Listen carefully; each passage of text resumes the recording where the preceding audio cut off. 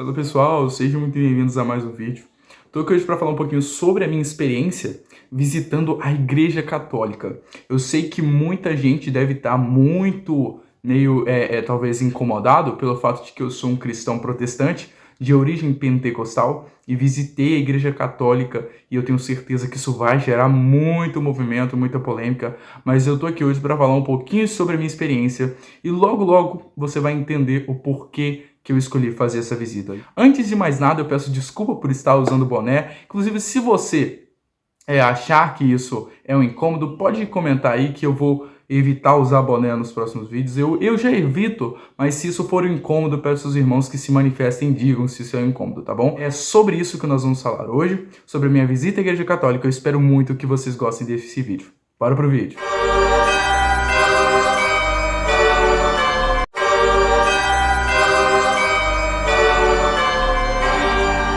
Fala, caríssimos irmãos e irmãs! Estou aqui hoje para falar um pouquinho sobre a minha experiência, né, visitando a Igreja Católica.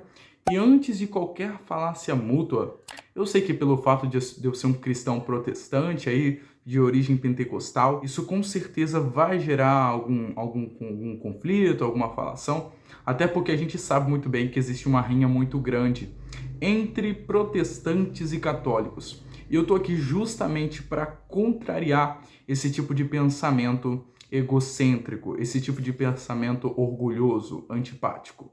E eu tô aqui para falar um pouquinho sobre a minha experiência visitando a Igreja Católica, ignorando todo tipo de falácia, ignorando todo tipo de preconceito, todo tipo de objeção a respeito desta denominação, ou melhor, desta vertente que é o catolicismo. E você aí de casa deve estar se perguntando a respeito disso. Muitas coisas, levando em conta o fato de que eu sou um protestante e visitei uma Igreja Católica. Só que eu vou responder apenas 3 perguntas aqui, que eu acredito que sejam retóricas, mas mesmo assim eu vou mencionar, tá bom? Primeira coisa, você deve estar se perguntando o que um jovem protestante procuraria dentro de uma igreja católica. É bom deixar claro que esse é um quadro que eu tenho aqui no canal, tá bom? Então, se você está chegando agora, se você só está vendo esse vídeo, eu não fui lá para procurar um jeito de me encher, procurar uma resposta para os meus problemas, procurar uma vitória. Não. Eu não fui lá porque eu estou vazio e preciso me encher. Eu fui lá porque eu estou cheio e preciso transbordar. Todo conhecimento é útil. Então, se você nunca foi em um local, se você nunca experimentou algo, se você nunca foi além do que a sua mera crença te permite acreditar, então você não pode se determinar um cristão. Porque você nunca experimentou algo a mais. Então você não pode dizer que você é um cristão. E o que você quer dizer com isso, Júlio César? Eu estou dizendo que se você só crê no que você acredita, só crê no que você prega, no que você ouve, simplesmente pelo fato de que você acha que aquilo é verdade, você está perdendo tempo dentro da igreja. A partir do momento que você observa as outras pessoas, observa os outros ensinamentos e percebe o porquê que o que você acredita é a verdade, é aí que você vai ser um verdadeiro cristão. É aí que você vai entender o porquê que existem usos e costumes, porquê que existe a doutrina, porquê que existem os preceitos e porquê que existe tudo que nós acreditamos. É justamente para nos diferenciar dos demais. E no que eu, protestante, vou me diferenciar de um católico? No que um católico vai se diferenciar de mim, que sou protestante? É isso que é importante quando você estuda a religião, quando você estuda as diversidades teológicas. A segunda pergunta que provavelmente você deve estar se fazendo é se eu concordo com a liturgia da igreja. Eu quero deixar bem claro aqui que eu concordo em partes, tá bom? Existem alguns ritos da Igreja Católica que são bíblicos realmente, que são verídicos e que realmente devem ser cumpridos. Eles tratam alguns ritos como ritos sacramentais. Eu não considero alguns ritos que eles tratam como sacramentais, a gente chama de ordenança. Só que eu acho que isso não interfere num quesito ideológico. O que interfere no quesito ideológico em relação ao catolicismo e protestantismo é justamente o fato do nosso cânon, que considera alguns livros não inspirados por Deus. A Igreja Católica, por exemplo, tem 5 livros a mais no seu cânon do que a nossa Bíblia convencional. E isso faz com que nós nos diferenciemos da Igreja Católica em alguns quesitos e alguns detalhes. Mais uma coisa, provavelmente você deve estar se perguntando se eu concordo com o catolicismo, né? Digamos que eu não concordo em partes, tá bom? Então eu acredito que o catolicismo pode sim instruir uma pessoa a entrar pelo caminho, mas não pode guiá-la continuamente. quando a pessoa se aprofunda realmente, entende algumas diferenças, ela pode acabar abandonando o catolicismo. Não estou dizendo que o catolicismo é uma denominação falha, uma vertente falha, mas é uma vertente consideravelmente incompleta, assim, quando comparada com as demais. É bom lembrar que os nossos irmãos católicos possuem algo que eu admiro muito, que é a capacidade de se reformular. Ou seja, os católicos promovem reformas. Isso é muito importante para toda a igreja. Isso não acontece, por exemplo, dentro da Assembleia de Deus, que é a denominação que eu sigo, e eu acredito que deveria sim acontecer. Reformas dentro da Igreja Assembleia de Deus. Já está na hora, já passou da hora. Está passando da hora de organizarmos novas reformas dentro do protestantismo. Já passou da hora. Porque várias heresias estão surgindo, várias novas denominações com base em ideologias pessoais estão surgindo, com vontade de agradar o mundo estão surgindo. Então a gente tem que se preparar, a gente tem que se organizar antes que as coisas compliquem. Vamos falar sobre a minha experiência de verdade visitando a Igreja Católica. A primeira coisa que eu quero falar aqui é sobre a estrutura da igreja. É uma igreja consideravelmente bem estruturada. Eu quero deixar claro aqui que a igreja que eu visitei era uma igreja de uma comunidade local, de um bairro. Então não era a matriz, né? Não era a sede, traduzindo para o pentecostalês, não era uma sede, tá bom? Era uma igreja, mas é uma congregação local ali. Eu visitei a igreja, era uma igreja consideravelmente grande, não só o ambiente da igreja, como também o ambiente que envoltava a igreja, tanto o pátio da igreja era um local bem grande.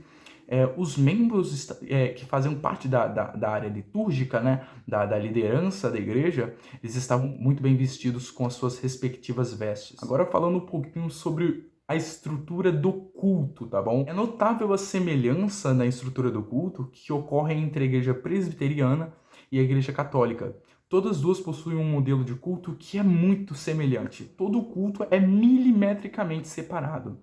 A oração ela é feita alguns momentos falando, outros momentos em silêncio, e quando é falando, geralmente ela é já proposta pelo próprio padre ou o ministrante da palavra. Lembrando que nem todas as profissões, quando eu falo profissões, eu estou falando de proferir, tá bom?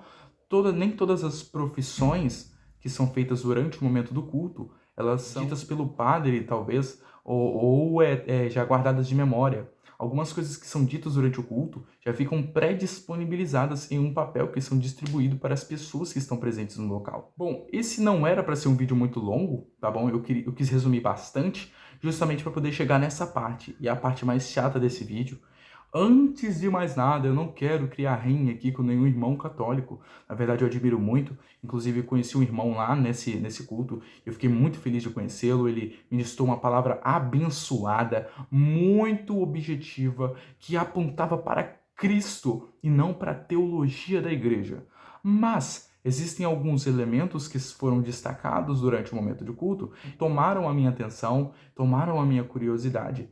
E eu sempre fui um cara muito curioso. Então, eu pesquisei bastante a respeito, estudei um pouco a respeito, pensei muito, e eu sempre tive algumas crenças contrárias ao catolicismo, mas eu nunca me interessei em entender o porquê que isso era contrário. Observando a teologia da Igreja Católica, eu percebi que existem algumas falhas que são meio óbvias. Durante o momento do culto, da finalização do culto, eles oraram a Maria. É interessante o modo como eles reverenciam a Maria como duas coisas. Como uma mulher, primeiramente, santa, segundamente, uma mulher virgem. É notável que existem muitas ideologias a respeito disso. Os irmãos católicos apostólicos acreditam que Maria era virgem e que os supostos irmãos que são mencionados nas Sagradas Escrituras seriam amigos próximos de Jesus ou da família de Jesus Cristo. Já os católicos ortodoxos acreditam que os supostos irmãos de Jesus Cristo seriam primos ou parentes próximos do Salvador. Eles afirmam isso com base na interpretação semântica do Salmo 133, verso 1, que diz: "Quão bom e quão suave é que os irmãos vivam em união." Só que aqui o sentido semântico, ele é claro que se trata de um Deus que se agrada da união entre as pessoas. Por outro lado, as Sagradas Escrituras deixam claro que Jesus tinha sim irmãos hereditários. Preste atenção nesse verso de Mateus, capítulo 12, versos 46 ao 50. Falava ainda Jesus à multidão, quando sua mãe e seus irmãos chegaram do lado de fora, querendo falar com ele. Alguém lhe disse: tua mãe e teus irmãos estão lá fora e querem falar contigo. Jesus então pergunta: quem é minha mãe e quem são meus irmãos? Perguntou ele. E estendendo a mão para os discípulos, disse: aqui estão minha mãe e meus irmãos. Pois quem faz a vontade de meu Pai que estás no céu, este é meu irmão, minha irmã e minha mãe. O interessante é que nessa passagem fica bem claro que Jesus estava fazendo menção de que existiam sim irmãos hereditários, que Maria tinha sim tido filhos depois dele, e não existe comprovação bíblica nenhuma de que Maria continuou ou permaneceu virgem. Então isso é bem claro, ok? Então Jesus deixa claro aqui, ó, que vocês podem até ser meus irmãos hereditários, mas meus irmãos de verdade são aqueles que fazem a vontade do meu Pai. Assim, comprovando, de certa forma, a ideologia dos católicos de que os irmãos poderiam sim ser pessoas próximas. Só que aqui Jesus deixa claro que os irmãos de verdade são as pessoas que fazem a vontade de Deus. E agora que nós trabalhamos com a Bíblia, eu preciso trabalhar com você com a lógica e com a Bíblia ao mesmo tempo. Pode ser? Vamos lá então. Nas Sagradas Escrituras, nós podemos notar que os discípulos eles tinham uma certa proximidade, né? Você percebe que eles tinham uma certa proximidade consideravelmente maior quando comparado com a multidão que seguia Jesus Cristo. Eles sempre estavam muito mais próximos do Mestre. Até mesmo João, que era um dos mais próximos, ele nunca se referiu como irmão do Senhor. Na verdade, ele se referiu como o discípulo amado, e tanto que ele é conhecido justamente pelo fato de se demonstrar como uma pessoa mais próxima de Cristo Jesus. Mas isso se torna algo, de certa forma, fajuto, quando você observa, por exemplo, Gálatas capítulo 1, versos 18 ao 20, que é uma menção a Tiago, feito pelo apóstolo Paulo. Preste atenção. Depois, passados 3 anos, fui a Jerusalém para ver a Pedro, e fiquei com ele 15 dias, e não vi a nenhum dos apóstolos, senão a Tiago, irmão do Senhor. Ora, acerca do que vos escrevo, eis que diante de Deus testifico que não minto. Aqui está bem claro que Tiago era irmão de sangue do Mestre. Aqui nós já invalidamos o quesito de Maria ser virgem e por isso merecer algum tipo de veneração. Segunda parte, sobre Maria ser supostamente santa. Vamos ver o que a palavra de Deus diz a respeito disso. A palavra de Deus dá uma sentença para os seres humanos que ela é muito objetiva e muito clara. No livro de Romanos, no capítulo 3, Paulo destaca algumas das falhas dos seres humanos e menciona o quão medíocre é a nossa natureza quando comparada com a do Mestre, quando comparada com a do Criador. Romanos capítulo 3, verso 23 diz assim: porque todos pecaram e destituídos estão da glória de Deus. Ainda no mesmo capítulo, alguns versos acima, se você retroceder, mais especificamente no verso 10, vai dizer o seguinte: não há nenhum justo, nenhum sequer. E olha só que interessante. Aqui, nesse capítulo, fica claro que todos, absolutamente todos pecaram, sem exceção. Então aqui a gente tem 2 quesitos que invalidam o fato da menção honrosa feita a Maria. Se a salvação fosse por obras, os irmãos católicos se sobressairiam com toda certeza. Se a salvação fosse por obras, os espíritas se sobressairiam com toda certeza. Ainda bem que a salvação não é por obras, mas pela graça. Eu quero deixar aqui o meu muito obrigado a você que assistiu até o momento. Os católicos, continue fazendo a obra, mas façam com amor. Continue fazendo a obra que Deus colocou em seu coração, mas façam observando as Escrituras. Se você é um católico, eu aconselho você que leia as Sagradas Escrituras cada vez mais. Os irmãos católicos, a maioria, é sempre assim. Tem 2 opções. Ou você é um católico devoto, uma pessoa que faz o que a igreja prega, cumpre os ritos sacramentais. Ou você é uma pessoa totalmente errada, que vive numa vida toda errada, que sai ficando com todo mundo, que bebe a hora que quer e que tá tudo bem pra você. Esses dias eu vi um vídeo de um irmão católico ortodoxo que me deixou muito intrigado, né? Ele falando assim: Jesus loves you, a vida é uma beleza, alguma coisa assim. Só que ele surpreende a todos falando assim: cristianismo é uma vida. Então eu tô aqui para dizer, se você é protestante, siga o que o protestantismo prega. Se você é católico, siga o que o catolicismo prega. Mas não fique carregando um nome que você não é digno de carregar. Não carregue um título que você é digno de carregar. Se você está na igreja católica e não obedece o que a igreja católica prega, e se eu te perguntar de qual igreja você é, você não ouse dizer que você é um católico. Se você está, por exemplo, na Assembleia de Deus, na Adventista, na Presbiteriana, e eu te perguntar, e você só vai na igreja e eu te perguntar assim, você é de qual igreja? Você não pode dizer que você é um assembleiano, você não pode dizer que você é adventista, você não pode dizer que você é um presbiteriano. Você só pode dizer que você é uma dessas três coisas se você segue o que a igreja prega, se você lê as Sagradas Escrituras, se você examina o que é pregado dentro da igreja. Só a partir deste momento que você vai poder se denominar um cristão verdadeiro. Se você assistiu até aqui, eu agradeço a você que ficou até o final.